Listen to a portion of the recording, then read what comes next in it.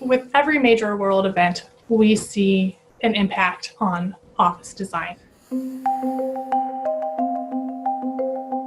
The offices workers left aren't the ones many will return to, for those who return at all. We have been through crises before, whether that was 9/11, Superstorm Sandy, where you really have to take a step back and move with a sense of urgency. Thermal scanners, plexiglass shields, and one-way hallways are now part of the workplace, as concerns about coronavirus spread have forced firms to retrofit spaces to bring workers back. These modifications are only a start. Innovation comes out of moments like the ones we're in right now. Offices are also being redesigned and reimagined for an uncertain future where health is the focus, even if COVID-19 is no longer a threat. So what's changed in offices open now, and how will the future office look and function differently? Let's start with the retrofit. At its office in Midtown Manhattan, RXR Realty employees are back at work with modifications. So our objective is to use the tools and technologies that we implemented to make the new abnormal at the office feel as normal as possible. Employees now start their days by opening up the company's mobile app to answer a series of health questions. Once cleared, they will get a green, allowing them to enter the 32-story building which the real estate firm owns. Inside, thermal cameras take employees' temperatures as they walk through the lobby. The goal is not to let people not come to work, but to really ensure that they're not coming in sick to potentially make other people sick in the building. I will say that there's no such thing as no risk, and I think there has to be a good reason to bring people back. RXR owns more than 25 million square feet of office space.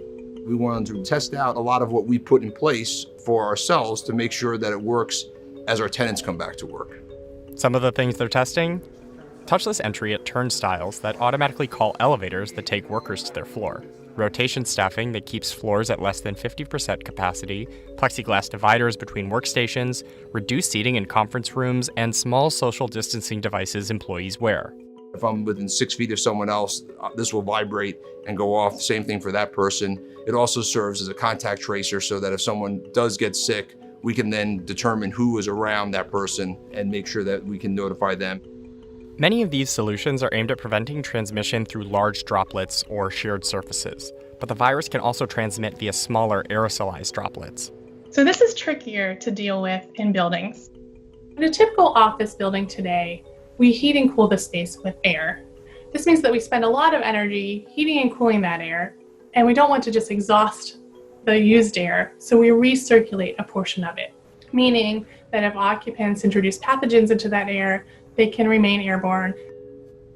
One way of mitigating this is by increasing the building's intake of natural air, which is something RXR is doing. The company is also replacing that air more often. Another way is through filtration of that recirculated air. Some buildings are upgrading to filters that can catch smaller particles, such as the MERV 13 filters RXR uses, but existing air systems limit exactly which filters buildings can use. Another strategy is ultraviolet germicidal irradiation, which means that you have light fixtures, and instead of outputting visible light, it's ultraviolet light that can inactivate the SARS-CoV-2 virus. These retrofits, of course, cost money. RXR said it spent millions of dollars across all of its properties to make these changes. And some of the extremes might shed away once we have a vaccine and we can move more freely around, but some of it's going to stay because people are going to say, you know what, I'm more sensitive about my health and wellness.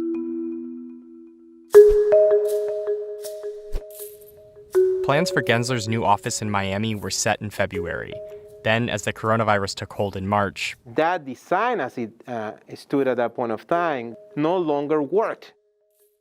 So Carlos Valera, the architecture firm's managing director in Miami, began the redesign, starting by identifying what potential problems existed in the original plans. Here we see an area in which there is a row of workstations that align with what we might have done prior to the pandemic, in which you would see a lot of density.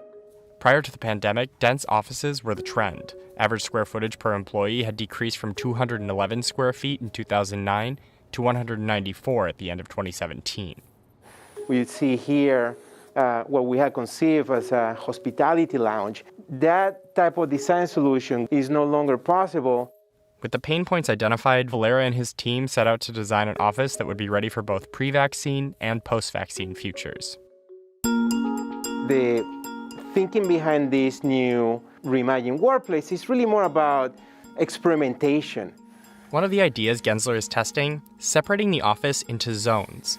Clients and employees enter separately. We have here what we're referring as a sanitation room. We also have created an isolation room in case, again, that someone is not feeling well. The two zones will also have separate ventilation systems to help limit potential exposure. And by putting these reconfigurable booths into the client zone, Gensler is also creating a space for meetings outside of the main office.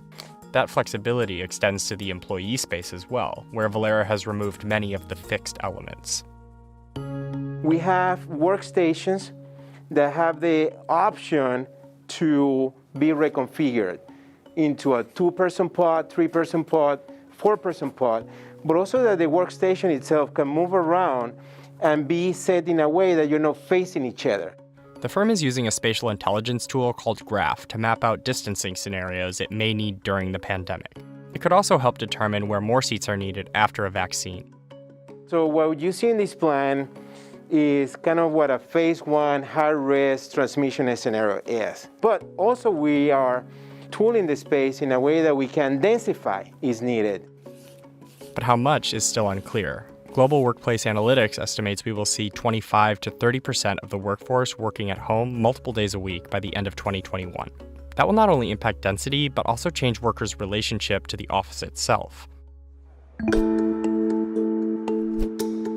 I think that in some cases we're realizing that we don't need the office as much as we thought we did. I also think that we're realizing how much we miss the office. A June survey of corporate leaders found that in the future, 82% plan to allow remote working at least some of the time.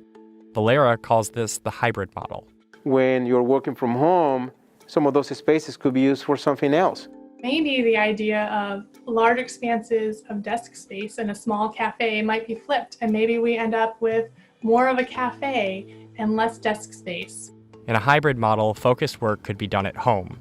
Offices could be more flexible spaces used for meeting. I think the whole idea of the office might even become more flexible. So maybe we might see a new type of business pop up that's kind of a restaurant with individual conference rooms. Of course, these solutions only work for firms that can keep workers at home at least some of the time. The National Bureau of Economic Research found about 37% of U.S. workers could plausibly do their jobs from home. So, experts say what workers will most likely see in the future are some of the smaller changes aimed at keeping occupants safe, including touchless tech, more access to outdoor space, and better ventilation inside. Now, as you think about the workplace, you've got to think what would have been 5-10 years from now and start incorporating that today. As for larger design changes, it's still too early to know. If we build for flexibility to explore what works and what doesn't work, the process is going to teach us what that future of workplace should be.